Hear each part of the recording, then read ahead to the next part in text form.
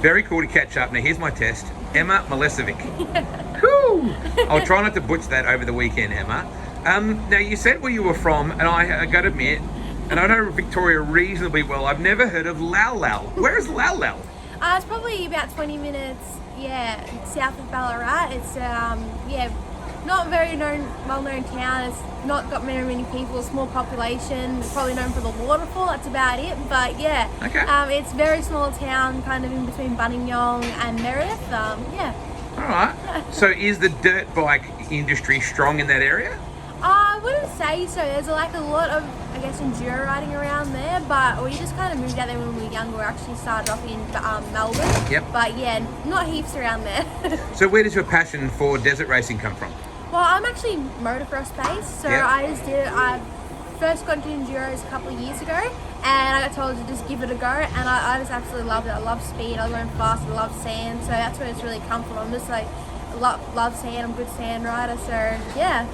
So for people that don't know the difference between desert racing and motocross is a bit shorter and sharper and a bit more aerial stuff. Yeah. So what's the harder discipline? Definitely mentally, probably the desert racing, because going for 4 hours here, like, you have to definitely structure your race a lot more, and you don't necessarily practice the longevity when you're training, like where motocross you're practicing your 20-30 minute motos, whatever you need to do. Yep. But for this, you don't really practice a 4 hour moto all the time. It might be like 1 or 2 kind of thing, hour rides, but probably it's hard to prepare for a 4 hour enduro. Yeah, okay. Yeah. So which class are you riding in this weekend? I'm riding 450 in the women's class, the women's 8-lap class. 8-lap, right, yeah. Yeah, so I'm really excited for that. I did well in it last year, and hopefully I'd go even better again this year. All right, so how many Hattahs have you ridden? I've done my first proper one last year, and the one before I did was 2019 when I got cancelled. So, 2. So it's unfinished business. Yeah. So, Awesome. And I noticed you got Honda backing, which is super cool. Yeah, absolutely. I'm supported by the HRC Honda team.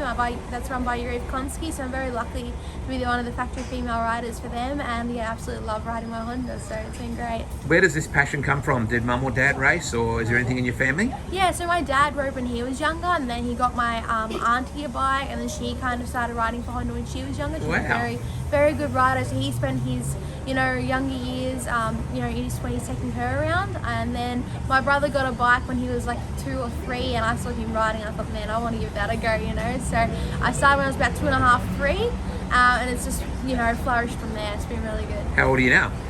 24, I had to think about that. Wow. So like, you've been riding over 20 years. Yeah, I have. It's flown, honestly. Like, it's been such a journey with, traveling, racing everywhere, different disciplines, and it doesn't feel like 20 years, that's for sure, but it's been, a great journey. What's your ambition for Hattah?